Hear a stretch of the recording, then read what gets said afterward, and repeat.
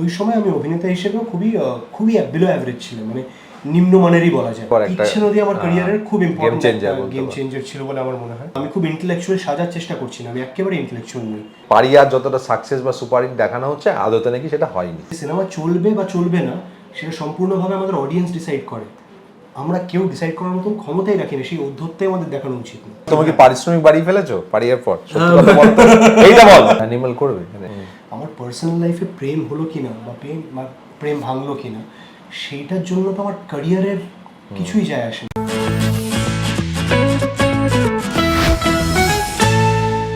নমস্কার, আডিশনে আপনাদের স্বাগত। আপনার সঙ্গে দেবপ্রিয়। আজ একটু মেঘলা আবহাওয়া, আর একটু পরেই হয়তো সকালবেলা সূর্য তো উঠেছে, আবার এখন ঢাকা পড়েছে, আবার সূর্য উঠবে, এবং সূর্য উঠলেই যেটা আমরা বুঝি আলো, আশার আলো। আর আমার সঙ্গে যিনি আছেন তিনি আবার জল থেকে উঠেছেন, সূর্য আঁকা বিক্রম। বিক্রম, খুব ইন্টারেস্টিং একটা ইন্ট্রোডাকশন, মজার লাগলো শুনে। জল থেকে উঠেছেন ব্যাপারটা না খুব ইন্টারেস্টিংলি। আমি ইনফ্যাক্ট যখন শিলাদা প্রথম বলেছিল যে সিনেমার প্রথম ভিজুয়ালস উনি এটা চান, আমি একটু স্কেপটিক্যাল ছিলাম যে হঠাৎ এরকম খালি গায়ে জল থেকে উঠছে হাতে সিগারেট নিয়ে, তোমার কি মনে হয় যে এটা ঠিক? বলছে কেন হবে না, যে এত বছর ধরে আমরা দেখেছি যে আমাদের হিরোইনরা জল থেকে উঠেছে, আমার ইচ্ছে যে আমার হিরো জল থেকে উঠুন। আচ্ছা কম, বাট খুব interestingly it has been received very well. খুবই অসাধারণ ফিডব্যাক পেয়েছি, এটার লোকে খুব কিউরিওসিটি দেখিয়েছিল, এটা দেখে মজা লেগেছে আমার। তো হ্যাঁ রাইট, সেটাই যে তুমি যেটা মানে শিলাদা বলেছিল যে না, মানে নায়িকাদের দেখে অভ্যস্ত একটা আলাদা রিয়াকশন আছে জল থেকে উঠবে, কিন্তু মানে ফার্স্ট টিজারে ফার্স্ট লুকে নায়ক জল থেকে উঠছে, এটা একটা ইন্টারেস্টিং স্টেপ। এবং এটা সম্পূর্ণ আমাদের ডিরেক্টরের কৃতিত্ব। উনি মনে করেছিলেন যে এই ব্যাপারটা খুব হ্যাপেনিং হবে, একটা এক্স ফ্যাক্টর থাকবে, আর সেই কনভিকশন থেকে আমরা বলেছিলাম আচ্ছা তাহলে করি আমরা এটা। তো এরকম উফ উফ এরকম রিয়াকশন কত মানে বাইরে তো বটেই, ফ্যানরা ছাড়াও ইন্ডাস্ট্রির মধ্যে আরে বিক্রম অ্যাকচুয়ালি কিছু মানুষের মেসেজ বা কল পেয়েছিলাম যে কাকা হেভি লাগছে, which was very sweet। আচ্ছা, এই জায়গা থেকে যে যেটা তুমি বলছিলে যে এটা ছবিটার মধ্যে একটা ফিল গুড একটা ভাব আছে, মানে যেটা মানে এই মুহূর্তের বাংলা ছবিতে খুব একটা মানে দেখা যায় না, বা তোমার বিশেষ করে তোমার লাস্ট ছবি ডার্ক, সেখান থেকে এটা একদম একদম অপোজিট। তো সেটা কি কোথাও ইচ্ছা করে এরকম তুমি তার পরের ছবিটা না এটা কাকতালীয়ভাবে পড়ে গেছে যে পরের ছবির প্রজেক্টটা এইভাবেই এসছে, যে একদম তোমাকে যে মানে ভাবে দেখা গেছে এখানে একদম অন্যরকম ভাবে দেখা যাবে? এটা না, মানে ধরো এটা অদ্ভুতভাবে দুটো জিনিসের মিশ্রণ রয়েছে, যে একটা আমার ইন্টেনশনও যে আমি নিজেকে বারবার ভাঙতে চাই অভিনেতা হিসেবে, কারণ আমি বিশ্বাস করি যে আমার যদি গ্রো করতে হয় তাহলে এর থেকে মানে বেশি আমাকে তো অন্য কিছু করে হেল্প করবে না। If I want to grow as an actor I have to keep experimenting with different projects, সম্পূর্ণ অন্য ধরনের চরিত্র। এবং আমি খুব ফর্চুনেট যে আমাকে নানান ডিরেক্টররা নানান প্রডিউসাররা একেবারে সম্পূর্ণ অন্য ধরনের চরিত্রে ব্যাক টু ব্যাক কাস্ট করছে।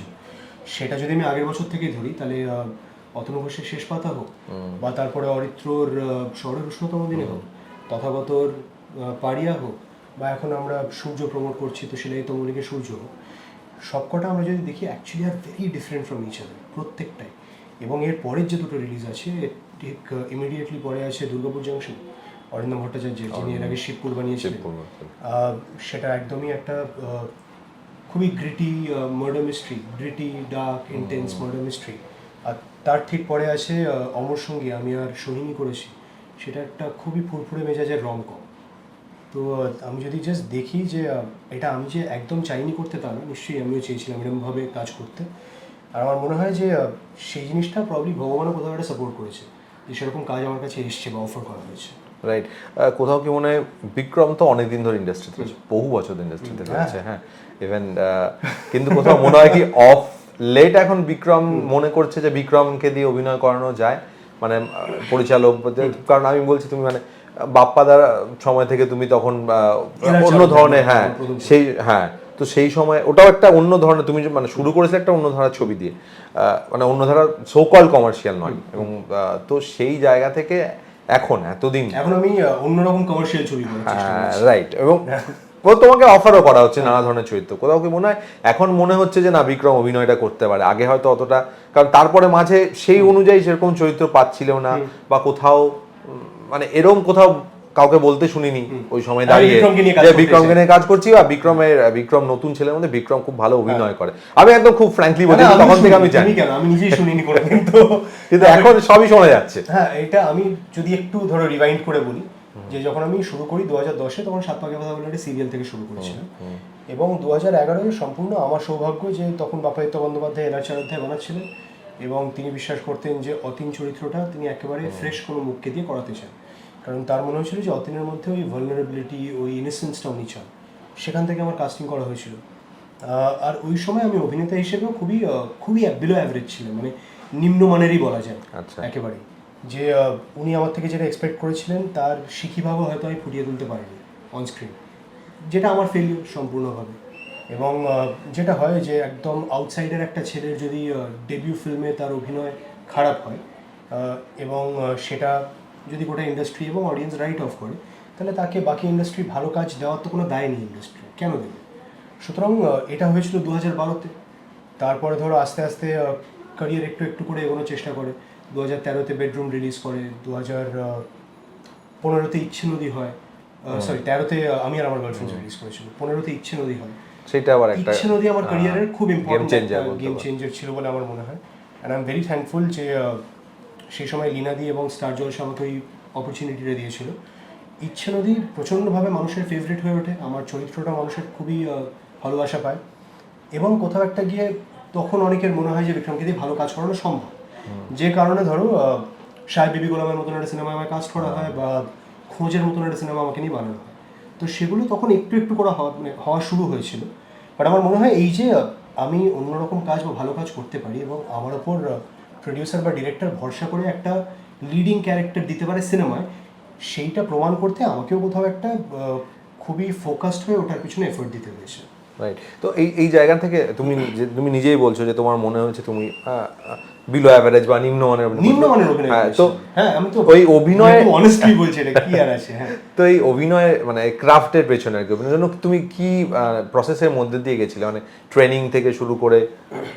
না, আমার প্রত্যেকটা কাজের পেছনে একটা আলাদা করে তো থাকে। হ্যাঁ, প্রত্যেকটা কাজের পেছনে একটা প্রিপারেশন থাকে, আমার নিজস্ব প্রিপারেশন, যেখানে আমি একটা চরিত্রর ব্যাকগ্রাউন্ড নিয়ে কাজ করি। মানে ধরো কথার কথা সূর্য নিয়ে যদি আলোচনা করি, যে আমরা যখন সূর্যকে দেখছি, সূর্যের হয়তো 30 বছর বয়স, তো ব্যাক স্টোরি। বাট এই 30 বছর ধরে সূর্যের জীবনে কি কি ঘটেছে সেটা তো আমরা সিনেমায় দেখতে পাচ্ছি না। ঠিক। কিন্তু আমার তো সূর্য হয়ে উঠতে গেলে সেটা জানা প্রয়োজন, একদম সেটা বোঝা প্রয়োজন, সেটা আমার মধ্যে মিশতে হবে কোথাও একখানে। মানে আমি জোর করে মানে গম্ভীর আলোচনার মধ্যে ঢুকতে চাইছি না, বা আমি খুব ইন্টেলেকচুয়াল সাজার চেষ্টা করছি না, আমি একেবারে ইন্টেলেকচুয়াল নই, আমি খুব সাদামাটা সাধারণ একটা ছেলে। কিন্তু আমার কোথাও একটা মনে হয়েছে যে আমার যদি অভিনয় বেটার হতে হয়, আমাকে যদি আরও ইমপ্রুভ করতে হয় নিজের ক্রাফটটাকে, তাহলে এগুলো খুব ইম্পর্টেন্ট অংশ সেই ক্রাফট ইমপ্রুভ করা।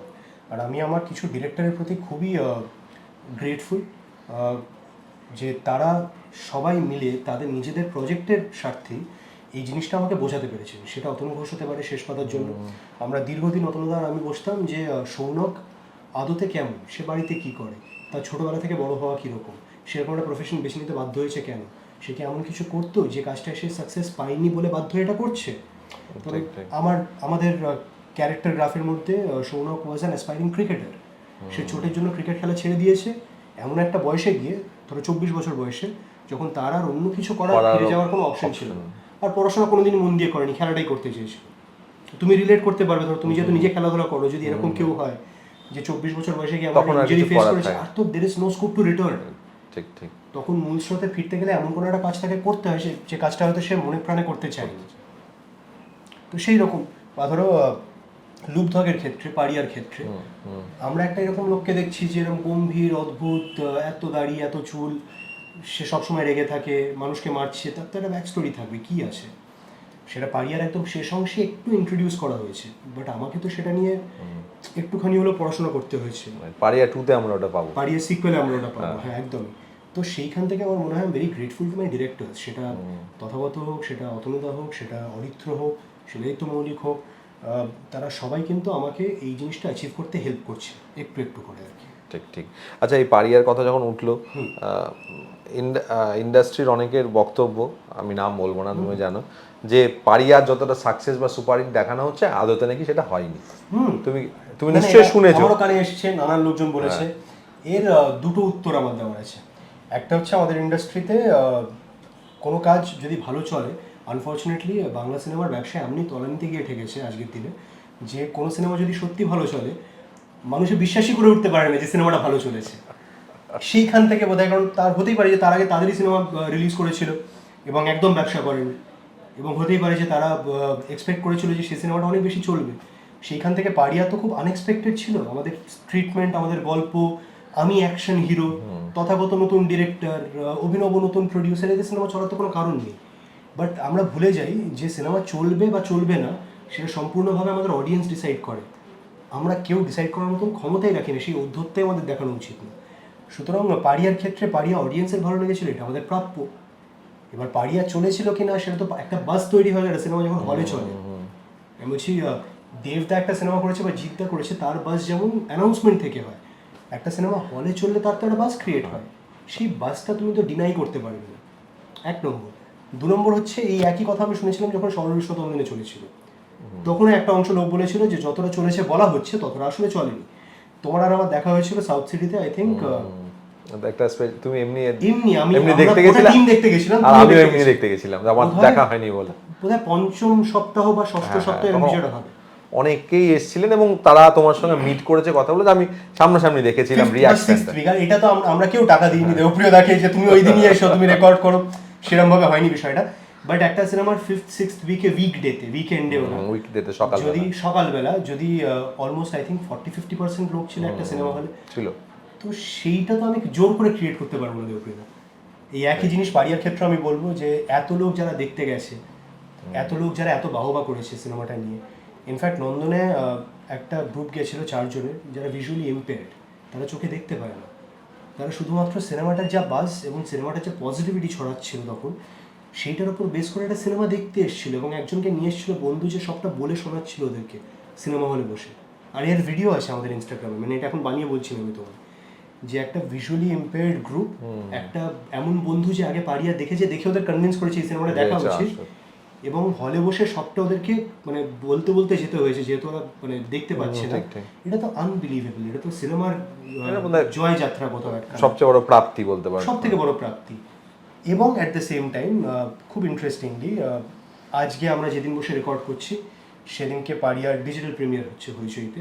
হইচই বাংলা সিনেমা, বাংলা এন্টারটেনমেন্ট জগতের সব থেকে বড় ওটিটি প্ল্যাটফর্ম এবং এসবিএফ সব থেকে বড় প্রোডাকশন হাউস।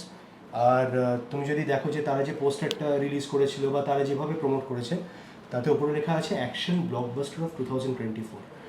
এবার এটা আমার ওদেরকে বলে করানোর ক্ষমতা নেই, তাই না? মানে শ্রীকান্দা মনিদা নিশ্চয়ই আমি এটা বলেছি বলে কোনোদিন করবেন না, তাদের নিশ্চয়ই মনে হয়েছে এই সিনেমাটা চলেছে, মানুষের গ্রহণযোগ্যতা ছিল এই সিনেমাটার মধ্যে, এবং এই সিনেমাটা সাকসেসফুল, তাই জন্যই তারা ভেবেছে যে এটা এই ট্যাগটা ডিজার্ভ করে, অ্যাকশন ব্লকবাস্টার অফ 2024। এগুলো আমি জোর করে কি করে, আমি যদি এত পাওয়ারফুল হতাম দেবুদা, ধরো আমার যদি সেই ক্ষমতা হতো, তাহলে তো আমার প্রত্যেকটা সিনেমার বাজেট 3 গুণ হতো, আমার প্রত্যেকজন সিনেমার ডিরেক্টর, সবাই যারা স্টার ডিরেক্টর যার সঙ্গে কাজ করতে, রাজদা। আচ্ছা তোমার কি আগে বল, তোমার কি পারিশ্রমিক বাড়িয়ে ফেলেছো পারিয়ার পর? সত্যি কথা বল, এইটা বল, এইটা বড় প্রশ্ন থাকে বলিউডের ক্ষেত্রে, তা আমার এই প্রশ্নটা আছে, পারিশ্রমিক কি বেড়েছে কি বাড়েনি, মানে অন্তত বলতে পেরেছো কিনা যে একটু বাড়াই? বলতে বাধ্য হয়েছি, কারণ সবকিছু খরচা বাড়ছে, আমি খরচা চালাতে পারছি না। আর আমরা সত্যি আমরা বাংলা সিনেমায় খুবই কম পারিশ্রমিকে কাজ করি। এটা তো আমি রিসেন্টলি দেখছিলাম দেবালয়দা একটা ইন্টারভিউ দিয়েছিল কোথাও একটা ইউটিউবের ইন্টারভিউ, এবং দেবালয়দা বলছিল যে আমি যা টাকা পয়সা কামাই ডিরেক্টর হিসেবে সিনেমা ডিরেক্ট করে, আমি শুধু সিনেমা ডিরেক্ট করে সংসার চালাতে পারবো না, সেটা আমি ওটিটি করি, মানে এতে আমার লজ্জার কিছু নেই। আমিও সেখান থেকেই বলছি যে আমাদের হাতে গোনা কিছু সুপারস্টাররা অবশ্যই আছেন, দেবদা, জিতদা, বুম্বাদা, আবিরদা, অঙ্কুশ, কিছু সুপারস্টার বা যিশুদা, যারা দীর্ঘদিন ধরে সিনেমা করছেন এবং সেই সূত্রে তারা একটা রেমুনারেশন পান, যে রেমুনারেশন তাদের সার্ভাইভ করতে বা একটা ভালো লাইফস্টাইল লিড করতে হেল্প করে। আমার তো সিনেমার জার্নিটা খুব বেশি হলে 2 বছর ধরে, তাই তো, মানে ধরো আমার একটা লম্বা গ্যাপের পর প্রথম সিনেমা রিলিজ করেছিল 2022-এ, আমরা 2024-এ বসে আছি, এক্স্যাক্টলি 2 বছর। ফুলের আছা রিলিজ করেছিল 15ই জুলাই 2022। তো এই 2 বছরের মধ্যে আই এম ভেরি ফর্চুনেট যে এমন কিছু কাজ হয়েছে যে আমি তোমায় একদিন ফোন করে রিকোয়েস্ট করলে তুমি আজকে এসে আমার ইন্টারভিউটা অর্গানাইজ করছো, বা তুমি যেটা বললে যে কিছু মানুষ বলছে যে বিক্রমকে নিয়ে ভালো কাজ করা যায়, বা বিক্রম নিজের কাজের মাধ্যমে প্রমাণ করছে যে ওর একটা চেষ্টা আছে, ও ভালো কাজ করতে চায়। এবার এই সবটাই আমার কাছে প্রাপ্য। এবার তার জন্য হ্যাঁ অল্প বিস্তর হয়তো রেমুনারেশন বাড়ানোর রিকোয়েস্ট করছি আমি আমাদের ডিরেক্টরদের এবং প্রডিউসারদের। আর তার কারণ আমার সিনেমা ভালো চলছে সেটা আমার প্রধান কারণ না, তার প্রধান কারণ আমি যে সময়টা একটা সিনেমার পিছনে দিই। আমার বিশ্বাস যে অতটা সময় অতটা এফোর্ট খুব কম অভিনেতা আমাদের এখানে দেন। সেটা সিনেমা শুটিং হওয়ার আগের ওয়ার্কশপ হোক, শুটিং শেষ হওয়ার পরের ইনভলভমেন্ট হোক, বা রিলিজের সময় একটা দীর্ঘ 1-1.5 মাসের ইনভলভমেন্ট হোক, এটার জন্য আমি অবশ্যই আলাদা করে টাকা পাই না। কিন্তু আমার সিনেমাটা যাতে মানুষ দেখতে পারেন এবং তাদের কাছে পৌঁছায়, তার জন্য আমাকে এফোর্টটা দিতে হয়। মানে পারিশ্রমিক বেশি চাওয়াটা অধিকারের মধ্যে পড়ে না, অধিকার না, না, বা প্রয়োজনের জায়গা থেকে। আচ্ছা, প্রয়োজন। যে এতটা সময় দিতে হলে যে একটা সিনেমার প্রিপারেশনের 1 মাস, শুটিং এর 1 না, মাস, obviously, এবং রিলিজের হ্যাঁ। 1 মাস, 3 মাস। না, কিন্তু অবভিয়াসলি যদি সিনেমা না চলে তুমি বাড়াবে কি করে, মানে এইটা একদমই, উত্তরটা আসলে একদমই, পাওয়া গেল। একদম। আরেকটা এই পারিয়ার জন্য কথা হচ্ছে কি, পারিয়ার তো রিমেক হবে, রিমেকের কথা চলছে। এখনো লক হয়নি, বাট পারিয়া একটি দক্ষিণী ভাষায় রিমেক হওয়া নিয়ে কথা চলছে। তারাই অ্যাপ্রোচ করেছে এবং তাদেরকে দেখিয়েছে আমাদেরই এখানকার একজন অভিনেত্রী, যিনি এখন দক্ষিণে গিয়ে প্রচুর কাজ করেন, মোক্ষা ওর নাম। তো খুবই ইন্টারেস্টিংলি তিনি যেহেতু ডগ লাভার, তিনি ট্রেলারটা দেখিয়েছিলেন তার একজন প্রডিউসারকে, এবং সেখান থেকে কথাটা ছড়াতে শুরু করে এবং তারা পরবর্তীকালে আমাদের সঙ্গে যোগাযোগ করে এবং জানায় যে তারা এই সাবজেক্টটা নিয়ে ইন্টারেস্টেড। আর এখন আমাদের প্রডিউসার অভিনবর সঙ্গে আলোচনা করা হচ্ছে যে কীভাবে ওরা সিনেমাটা নিজেদের ভাষায় বানাতে পারে, ওরা কী কী চেঞ্জেস করতে চায়, আমাদের প্রডিউসার কীভাবে যুক্ত থাকতে চাইবে, এই আলোচনা চলছে আর কি। রাইট, ভালো। সূর্যের কথায় আসি, এবার আস্তে আস্তে সূর্য মানে উঠবো করছে। সূর্য মানে বিক্রম, এখানে সূর্য মানুষের জীবনে আলো ছড়িয়ে দেয়, আলো নিয়ে আসে। হ্যাঁ, মানে সূর্যর চরিত্রটা না খুবই ইন্টারেস্টিং। আমাদের আশেপাশে এরকম মানুষ কম, আর এরকম মানুষ পেলে বোধহয় আমরা সবাই খুবই খুশি হব। একটা মানুষের জীবনের প্রায়োরিটি তার আশেপাশে যারা আছেন তাদেরকে ভালো রাখা, তাদেরকে আনন্দ দেওয়া এবং তাদের জীবনে কী করে পজিটিভিটি ফিরে আসবে সেই প্রচেষ্টা করা, এরকম মানুষ তো খুব রেয়ার। মানে আমাদের সবার জীবনেই হয়তো অনেকগুলো মানুষ মিলে একটা সূর্য তৈরি হয়। আমার বাবা মা, আমার ছানাপোনারা, মানে আমার চারপেও ছানাপোনারা, আমার ছোটবেলাকার বন্ধু বান্ধব, আমার কিছু বড়বেলাকার বন্ধু বান্ধব, তোমাদের মতন কিছু শুভাকাঙ্ক্ষীরা, সবাই মিলে তো আমার জীবনে সূর্য। এখানে অদ্ভুতভাবে সূর্য এরকম মানুষটা প্রচুর মানুষের জীবনে, মানে এরকম নানান লোক আছে যারা জীবনে একেবারে হোপ হারিয়ে ফেলেছিল এবং এই মানুষটা ডিসাইড করে যে তাদের জীবনে আবার হোপ ফিরিয়ে আনা খুব দরকার। তো সেইখান থেকে ইজ ভেরি ডিফারেন্ট আমার, তোমার এবং আমাদের আশেপাশের প্রত্যেকটা মানুষের থেকে অনেকটাই আলাদা।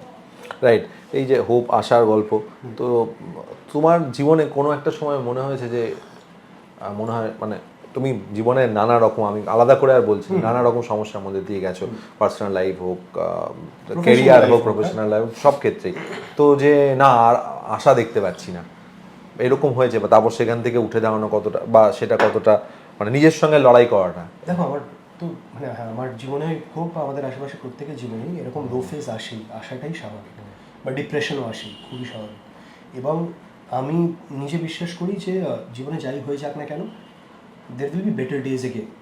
আর আমার আরেকটা খুব স্ট্রং বিশ্বাস আছে যে আমি যখন জন্মগ্রহণ করেছিলাম, আমি এটা বহু ইন্টারভিউ বলেছি যে আমার যখন জন্ম হয়েছিল আমি তো ভগবানের সঙ্গে কোনো চুক্তি করে আসি যে আমার জীবনে শুধু ভালো সময় আসবে, কোনোদিন কোনো খারাপ সময় ডিফিকাল্টিস আসবে না। মানে জীবনযাত্রায় ভালো মন্দ, খুব ভালো, কিন্তু খারাপের পরিমাণ হয়তো কারোর কম বেশি, মানে আমি জানি না তুমি কিভাবে ভেবেছো, আমাদের ওটাকে মনে হয় বাবা ওর জীবনে বোধহয় খারাপটা একটু বেশি, কারণ আমরা জানি মানে খারাপ লো ফেস যেটা বললে সবারই আসে, তো তোমার আমাদের ক্ষেত্রে মনে হয় আমারটা খুব বেশি হয়তো, তারপর হয়তো আরেকজনকে দেখে ভাবি ওরটা তো আরো বেশি, আমি হয়তো বেটার পজিশনে আছি, এরকম হয়েছে আমরা জীবনে দেখেছি। তুমি বললে যে এটাও মানে প্রবাবলি একটা পজিটিভ ফ্যাক্টর, যে যখন আমার জীবনেও খারাপ ফেজ এসছে, আমি হয়তো কোথাও কোনো একটা মানুষকে দেখেছি যে আমার থেকে অনেক বেশি ডিফিকাল্ট পজিশনে আছে, কিন্তু সেও কনস্ট্যান্টলি চেষ্টা করে যাচ্ছে কি করে আরো বেটার দিন আসবে। তো সেইটা তো আছে। আর আমি এটাতেও বিশ্বাসী যে মানে ভগবান তো অদ্ভুতভাবে সব ইভেন আউট করে দেয় জীবনে কোথাও না কোথাও। তো যদি আমায় ব্যালেন্স করে দেয় যে উনি জানেন যে উনি কাকে কি দিচ্ছেন, কেন দিচ্ছেন, তো আমায় যদি খুব ডিফিকাল্ট সময় দিয়ে থাকেন তাহলে বোধহয় আমার জন্য খুব ভালো সময় রেখে দিয়েছে। এবার সে খুব ভালো সময়টা পেতে গেলে আমাকে তার পিছনে প্রচুর এফোর্ট দিতে হবে, যে চেষ্টাটা আমি করি। রাইট একেবারে। আর যখন তো সূর্যর কথা আসছে, ট্রেলার জুড়ে তোমার অবভিয়াসলি মাধবন যে উনি শুভেচ্ছা জানিয়েছেন তার মারা, সেটা তামিলে, আর এই তার আগে মালায়ালামে চার্লি দুলকার সালমানের। তো সাধারণত আজকাল তো লোকজন মানে সাউথের করা নিয়ে অনেক রকম জানাতেও চায়, আগেকার দিনে তো জানানোই হতো না Correct. যে কপি হচ্ছে, তোমরা একদম ওপেনলি এটা জানিয়েছো করেছো, এবং আমি দেখলাম সেটা খুব ভালোভাবে গ্রহণও করেছে গ্রহণ দর্শক, করা যারা চার্লি এরকম ছবি ভালো হয়েছে। তো এটার পেছনে কারণটা কি, মানে যখন অনেকে মনে করে যে আমরা, বা তোমার বিশেষ করে তোমার আগের ছবিটা হচ্ছে একদম অরিজিনাল, সেটা তার আগেরটাও সেটা তাই। তার শহরের হ্যাঁ, দিনে খুব কলকাতা কেন্দ্রিক কলকাতা। শহরের ছবি। তো এইবার এইটাই গ্রহণ করার সময় কোনো মাথায় কাজ করেনি যে আমি নিচ্ছি আবার লোকে বলবে কপি ছবি, এই না, আমার একদম ইনিশিয়াল ফেজের এক দুবার চিন্তা ভাবনার মধ্যে এটা এসেছিল, আসেনি বলে তো মিথ্যা কথা বলা হবে। কিন্তু আমি না, মানে যে ভদ্রলোক প্রডিউস করেছেন প্রদীপ চক্রবর্তী, উনি এর আগে মারাও প্রডিউস করেছেন মাধবনকে নিয়ে, মেডিসেনকে নিয়ে। উনি তারপরে দেবা প্রডিউস করেছেন মারাঠি ল্যাঙ্গুয়েজে, এবং আরও অন্যান্য ল্যাঙ্গুয়েজের রাইটসও ওনার কাছে, উনি মানে অল ল্যাঙ্গুয়েজ রাইটস কিনেছিলেন সিনেমা। তিনি যেহেতু নিজে বাঙালি এবং তার যেহেতু এই গল্পটা খুব কাছে, যে কারণে উনি সব ল্যাঙ্গুয়েজের রাইট কিনে বসে আছেন, দুটো অন্য ল্যাঙ্গুয়েজে বানিয়েছেন, সেইখান থেকে ওনার মনে হয়েছিল যে উনি নিজের মাতৃভাষায় একই গল্পটা বানাতে চান। এটা ওনার ফেথের জায়গা থেকে, যে আজকের পৃথিবীতে যেখানে পজিটিভিটির এত অভাব, যেখানে মানুষের জীবনে হোপ হারিয়ে যাচ্ছে, সেখানে আমি এই সিনেমাটা বাংলা ভাষায় বানাতে চাই আমার লোকেদের জন্য, মানে যারা মানে আমার ভাষায় কথা বলে। এবার তার এই ফেথটাকে তুমি প্রশ্ন করতে পারি না, সে তো নিজের টাকা ইনভেস্ট করে এর আগে অন্য দুটো ছবি বানিয়েছেন অন্য ল্যাঙ্গুয়েজে। তার যদি মনে হয় সে আবার টাকা বিনিয়োগ করে বাংলাতে সেই সিনেমাটাই বানাতে চান, আমি তো তাকে প্রশ্ন করার কেউ নেই। আমার উত্তরটা হতো যে হ্যাঁ, আমি সিনেমাটা করবো বা করবো না। এবার আমার মনে হয়েছে যে এই আর আমি চার্লি অনেক আগে দেখেছিলাম, মানে এটার অফার পাওয়ার অনেক আগে। আমার সবসময় মনে হয়েছে যে Charlie is a very positive film, আর আমি যেরকম চরিত্র করছিলাম তার থেকে একেবারে আলাদা, সম্পূর্ণ আলাদা। আমার সেইখান থেকে একবারের জন্য মনে হয়নি যে এই সিনেমাটা আমার করা উচিত না। অডিয়েন্স কীভাবে রিসিভ করবে তা নিয়ে একটা অবভিয়াসলি প্রশ্ন ছিল, বাট এই যখন থেকে আমরা প্রমোট করছি সিনেমার ট্রেলার, লুক অ্যান্ড ফিল, গান প্রচণ্ডভাবে পজিটিভ ফিডব্যাক দিচ্ছে। আর আই থিঙ্ক এই ফ্যাক্ট যে আমাদের একজন বাঙালি প্রডিউসার, তিনি নিজের মাতৃভাষায় এই সিনেমাটা বানাবেন দুটো অন্য ভাষায় বানানোর পরে, তার ডিসিশন, আই থিঙ্ক সেটাও বোধহয় বাঙালি অডিয়েন্সের সঙ্গে কানেক্ট করতে পেরেছে। তোমার দুলকার সালমান খুব পছন্দের অভিনেতা আমার, খুব পছন্দ, খুবই, মানে সেটা চার্লি হোক, সেটা ব্যাঙ্গালোর ডেজ হোক, সেটা কালি হোক, আমার ওর সেটা হিন্দিতে ওর কারওয়া হোক, সেটা চুপ হোক, his a very good actor. আমার ওর কাজ খুব ভালো লাগে। আমি কোথাও একটা খুবই আমার মনে হয় যে কিছু অভিনেতা আছে যাদের কাজের ধরন দেখে আমার মনে হয় যে এইরকম কাজ আমি করতে চাই জীবনে। সেটা হিন্দিতে রণবীর কাপুর, সেটা মালয়ালম সিনেমার ক্ষেত্রে দুলকার সালমান। ধরো ফাহাদ ফাসিলের প্রচুর বড় ফ্যান ফলোয়িং, আমার খুব পছন্দের অভিনেতা, কিন্তু ফাহাদ ফাসিলকে দেখে আমার কোনোদিন মনে হয়নি যে ওর ধাঁচের কাজগুলো আমার সব করা ট্রাই করা উচিত। কিন্তু এদের দুলকার সালমান বা রণবীর কাপুরের কাজ দেখে আমি খুবই মোটিভেটেড হই, আমি অনুপ্রেরণা পাই, এবং আমি সত্যি বিশ্বাস করি যে এরকম কাজ আমি করতে চাই। অ্যানিমাল করবে একদম ছবি, ডেফিনেট। আচ্ছা করবে। অ্যানিমাল নিয়ে তো বিতর্ক আছে, দুদিকে পুরো কলকাতা। হ্যাঁ, অ্যানিমাল নিয়ে আরো বেশি আছে যে এতটা ক্রুয়েল, নিউজ পেপার লিখেছিল এত রক্ত কেন, কারেক্ট। তো বিতর্ক তো থাকবেই। ধরো শাহরুখ খানের ক্যারিয়ার নিয়ে বিতর্ক আছে, সালমান খানের ক্যারিয়ার নিয়ে বিতর্ক আছে, অ্যানিমাল নিয়ে একদম দেবদার ক্যারিয়ার নিয়েও বিতর্ক আছে। না, অ্যানিমাল নিয়ে একদম ইন্ডাস্ট্রির মধ্যে ভাগাভাগি হয়ে গেছে, ইভেন বলিউডেও বড় বড় যে এটা কেন বা কারেক্ট। এবং সেই বলিউড ইন্ডাস্ট্রি এই আসলে কিছুই না, আজকের পৃথিবীতে বেশিরভাগ মানুষের মধ্যে না একটা অদ্ভুত হিপোক্রিসি কাজ করে, যে বলিউড অতিরিক্ত ভালো সিনেমা বক্স অফিসে ফলাফল না করতে পারলে সেই ডিরেক্টর সেই অভিনেতাকে আর কাজই দেয় না, বলে যে তোমার সিনেমা চলেনি, আবার কী করে টাকা লাগাবো। সেই বলিউডই যখন একটা সিনেমা এত টাকা কামায়, তখন সেই সিনেমার ইন্টিগ্রিটি নিয়ে প্রশ্ন করে। এবার আমাদের কোনো একটা পথকে তো সাপোর্ট করতে হবে, যে আমাদের ইন্ডাস্ট্রির জন্য বিনিয়োগ ইম্পর্টেন্ট, মানে ইনভেস্টমেন্ট ইজ ইম্পর্টেন্ট, রিটার্নও ইম্পর্টেন্ট। এবং সেই জায়গা থেকে দাঁড়িয়ে যদি একটা সিনেমা তোমাদেরকে এতটা লাভের মুখ দেখিয়ে থাকে, তাহলে সেই সিনেমাটা কিছু একটা ঠিক করেছে, অডিয়েন্সের ভালো লেগেছে। আমরা তো সিনেমা বানাই অডিয়েন্সের জন্য, আমরা তো কেউ বাড়িতে বসে টিভিতে দেখবো বলে সিনেমা বানাই না, কোনো প্রডিউসার না, কোনো ডিরেক্টর না, কোনো অভিনেতা অভিনেত্রীও না। তো সেইখান থেকে আমার মনে হয় যে কিছু অডিয়েন্সে নিশ্চয়ই খুব ভালো লেগেছিলো অ্যানিমে, তার মধ্যে ভালো থাকতে পারে, মন্দ থাকতে পারে। সোসাইটির দায়িত্ব শুধুমাত্র সিনেমার হতে পারে না, যে এর কি ইম্প্যাক্ট সোসাইটি, এটাই তো প্রশ্ন ছিল, যে এর একটা খারাপ ইম্প্যাক্ট সোসাইটির উপর, মিসোজিনিস্টিক ছবি, আর এর একটা খারাপ ইম্প্যাক্ট সোসাইটির উপর পড়বে, সেইখান থেকে দাঁড়িয়ে হয়েছিল। তো সেই সোসাইটি নিজেরা যা যা করে রোজ, মানে ধরো আমরা পাড়িয়া বানানোর আগে যে সংখ্যক কুকুরকে পিটিয়ে মেরে ফেলার গল্প দেখেছি, সেটা তো কোনো সিনেমায় শেখায়নি, মানুষ করেছে, কারেক্ট। এই যে মহিলাদের ওপর অত্যাচার, এত রেপ কেসেস, এগুলোতে সিনেমা শেখাচ্ছে না, আমাদের মতন মানুষরা করছে, কারেক্ট। এই যে ধরো একটা দেশ আরেকটা দেশের উপর দিনের পর দিন বোমা ফেলছে এবং তাদের অস্তিত্ব শেষ করে দেওয়ার চেষ্টা করছে, এটা তো আমরা সিনেমা করে তাই বলছো সিনেমার দায়িত্ব শুধু নয় যে তোমার বক্তব্য এটা। হ্যাঁ, সোসাইটি তো মানুষের দায়িত্ব আগে, আর সিনেমা তো সোসাইটির একটা মানে প্রতিচ্ছবি হওয়ার কথা, যে সোসাইটি যা যা করে সিনেমায় সেই জিনিসগুলোর একটা রূপ ধরে মানে তুলে তুমি বলছো সিনেমা দেখে সেটা রিপ্লিকেশন অ্যাকচুয়ালি হয় না, উল্টোটা হয় সব সময়। তুমি মনে করো এটা যদি কেউ মানে বিশ্বাস করে যে শুধুমাত্র সিনেমার দায়িত্ব বা শুধুমাত্র আর্টের দায়িত্ব যে তারা সোসাইটিকে কতটা পরিষ্কার রাখতে পারবে, আমার তো মনে হয় মানুষ হিসেবে সব থেকে আগে আমাদের দায়িত্ব। সেটার অপেক্ষায় থাকবো। তার জন্য যদি কলকাতায় করতে হয়, তার জন্য তো কলকাতায় কাউকে একটা অ্যানিমেলের মতো সিনেমা বানাতে হবে। মানে আমি তো শুধু অভিনেতা, মানে আমার হাতে তো সিনেমা প্রডিউস করা বা ডিরেক্ট করা নেই, ইভেন লেখাটাও নেই। সুতরাং কোনো একজন ডিরেক্টর, প্রডিউসার, রাইটার যদি এরকম কিছু ভাবেন এবং সেটাই যদি আমাকে অ্যাপ্রোচ করেন, আমি করতে চাইবো অবশ্যই। রাইট। আচ্ছা, মধুমিতা, দর্শনা, দুজন সুন্দরীকে নিয়ে কাজ করা কি চাপের? না, চাপের তো একদম নায়িকা সুন্দরী, তারপর অ্যাকচুয়ালি না, শুটিং এর সময় ওরা দুজনেই খুবই কোঅপারেটিভ ছিল, খুব অনেস্টলি, মানে এটা আমি বানিয়ে বলছিলাম বা এটা আমার বলার কোনো কারণ নেই, they were very cooperative shooting এর সময়। সুতরাং আমাদের কোনো অসুবিধা তো শুটে ব্যালেন্স করতে হয়নি তো দুজন? একদম হয়নি, উল্টে আমি কোনো ব্যালেন্সই করিনি। মানে আমি এত আমার মেকিং টিমের সঙ্গে ইনভলভ ছিলাম, আমার ডিওপি, আমার ডিরেক্টর, আমার চিফ, আর্ট ডিপার্টমেন্ট, আমি ওদের সঙ্গে এত বেশি ইনভলভ ছিলাম যে উল্টে আমাকে হয়তো ওরা বেশি কুশন করেছে, যে বিক্রমের মাঝে মধ্যে একটু হয় না এইগুলো থেকে বেরিয়ে আসা উচিত, একটু ইয়ার্কি ঠাট্টা মারা উচিত, তো ওরা সেই জিনিসটা করেছে। They were the source of energy আর কি শুটিং এর সময়। রাইট। আর বন্ধুত্ব তো তোমাদের দুজনের সঙ্গে অনেকদিন আগে থেকে? না, আমার ইনফ্যাক্ট আমি দর্শনাকে চিনতামই খুব কম, মানে হ্যালো ভাইয়ের বাইরে আলাপই ছিল আমার সঙ্গে। আচ্ছা। এই সিনেমাটা শুট করতে গিয়ে দর্শনার সঙ্গে আমার একটা বন্ধুত্ব হয়, আর খুবই ভালো মেয়ে, মানে আমার মানে আমি এখন বুঝতে পারছি যে সৌরভ বিয়ে করে সুখে আছে, she is a wonderful girl. আর আমি এটা বললাম গতকালকে, ইনফ্যাক্ট একটা ইন্টারভিউ গেছিলাম দর্শনাকে, যে সৌরভের নেহাতি খুব ভাগ্য ভালো যে তুই ওকে বিয়ে করেছিস, ও এই জীবনে উতরে গেল আর কি বিষয়টা। But she is a wonderful girl. মধুমিতার সঙ্গে তো করেছো আগে কুলের আছাড়ে, তখন থেকে? মধুমিতাকে আমি তার আগেও চিনতাম, আমার আলাপ ছিল বহুদিনে, কারণ আমার পাশের ফ্লোরে অভিনয় করতো দীর্ঘদিন, আমি ইচ্ছে নদী করতাম, ঠিক পাশের ফ্লোরে লীনাদিরই একটা সিরিয়াল করতো, তো সেই সূত্রে দেখা হতো বহুবার শুটিংয়ের সময় বা ফ্লোরের বাইরে আড্ডা মারার সময়। বাট কুলের আছাড় করার সময় অনেক বেশি কথাবার্তা হয়, রিলিজ হয় তারপরে, এবং এটা আমাদের একসঙ্গে দ্বিতীয় শুরু, তো সেদিক দিয়ে মধুমিতার সঙ্গে একটা বন্ড আগে থেকেই ছিল ডেফিনেটলি।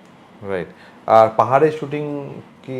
পাহাড়, বৃষ্টি, বাইক রাইড তো? হ্যাঁ, আমি এমনি খুব পাহাড় ভালোবাসি। হ্যাঁ, তুমি তো একা একা বেরিয়ে যাও। হ্যাঁ, আমি ছবি পাওয়া যায় না কিন্তু ভিডিও চেয়ে, তাই বলো না, আমার মনে হয় যে কিছু জিনিস না নিজের থাক, মানে সবটা ইনস্টাগ্রাম বা ইউটিউবে পোস্ট না হলেও হয় বলে মনে করি আমি আর কি। তো এই কিছু মুহূর্ত আমার থাকে, বাট পাহাড় আমার মনের খুব কাছের জায়গা। আমার যখন মনে হয় যে আমি খুব টায়ার্ড হয়ে গেছি, আমার একটু হয় না, মানে একটু স্বতঃস্ফূর্ততা ফিরে আসা উচিত জীবনে, তখন আমি পাহাড়ে পালিয়ে যাই। আমার খুব মনে হচ্ছে যে আমি আবার যাবো, মানে একদম on the verge of running away again. But আমি পাহাড়ে থাকতে ভালোবাসি, পাহাড় ইন জেনারেল খুব পছন্দের। পাহাড়ে বৃষ্টি খুব সুন্দর, কিন্তু খুব ভয়ানক হতে পারে। খুব রিসেন্টলি আমরা দেখলাম ইনফ্যাক্ট সিকিম এবং পশ্চিমবঙ্গের কিছু জায়গায় তিস্তার পাড়ে খুবই খারাপ অবস্থা ছিল। তো পাহাড়ের যে সৌন্দর্য আছে সেটা একটা ভয়ানক সাইডও হতেই পারে। পাহাড়ে বাইক রাইড দর্শনা তো খুব এনজয় করেছে বলে। হ্যাঁ, ও বললো যে ও এর আগে নাকি কোনোদিন পাহাড়ে বাইকে চড়েই, মানে এটা প্রথমবার ছিল, তো সেই জন্য খুব ভালো লেগেছে। আমরা শ্যুটও করেছি ওই পোর্শনগুলো, পাহাড়ে বাইক চালানোর পোর্শনগুলো শ্যুট হয়েছে, গানের মধ্যে আছে, সিনেমাতে আছে। বাট আমার কাছে ওটা খুবই মানে it's a very comfortable zone আমার জন্য, যে আমি ভালোবাসি ওটা করতে। রাইট। তার মানে পারিয়াটু শুটিং শুরুর আগে একবার পাহাড় যাওয়া হবে না?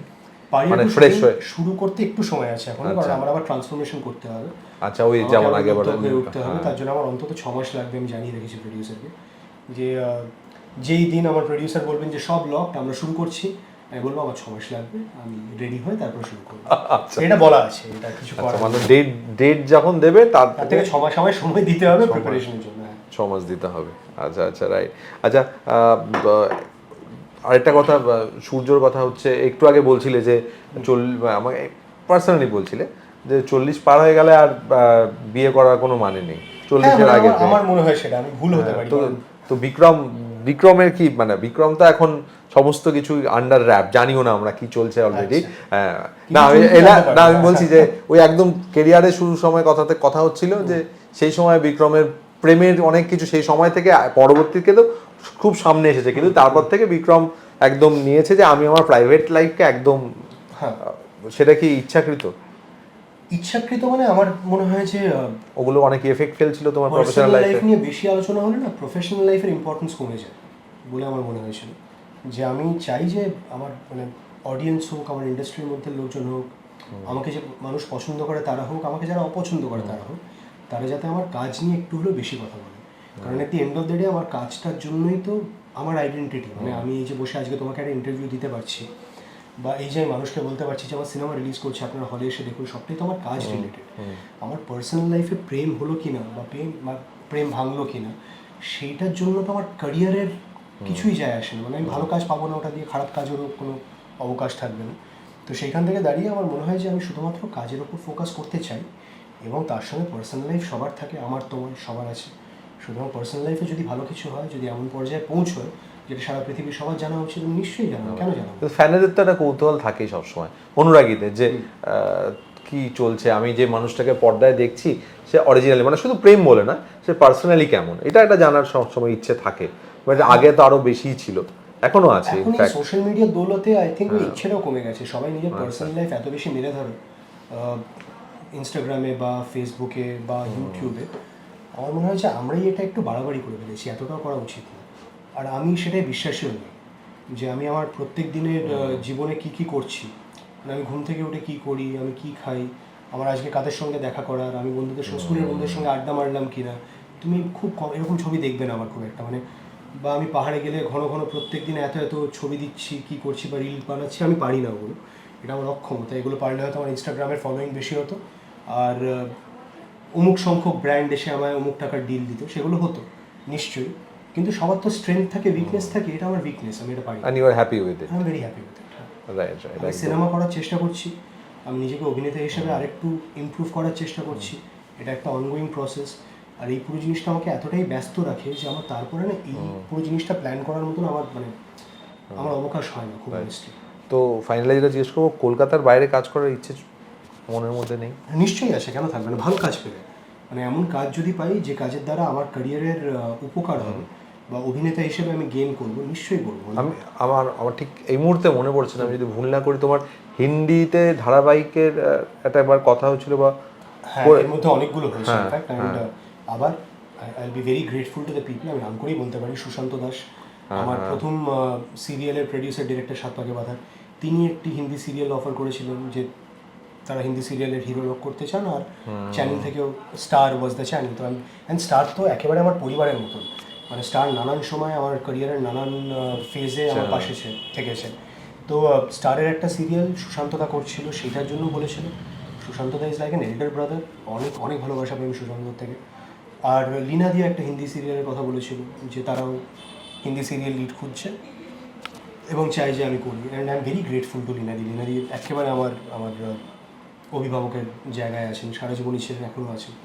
তো তাদের কাছে আমি খুবই কৃতজ্ঞ যে তারা এই অফারটা নিয়ে আমার কাছে এসেছিলেন। কিন্তু এমন সময় অফারগুলো এসছে যখন আমি দীর্ঘ 12 বছর চেষ্টা করার পর ফাইনালি বাংলা সিনেমায় রেগুলার কাজ করতে পারছি এবং আমাকে প্রধান চরিত্র অফার করা হচ্ছে। এটার জন্য এতদিনই অপেক্ষা করতে হয়েছে, এত দীর্ঘ সেই সময়টা। আমি চেয়েও এটা ছেড়ে অন্য কিছু করতে পারবো না এখন।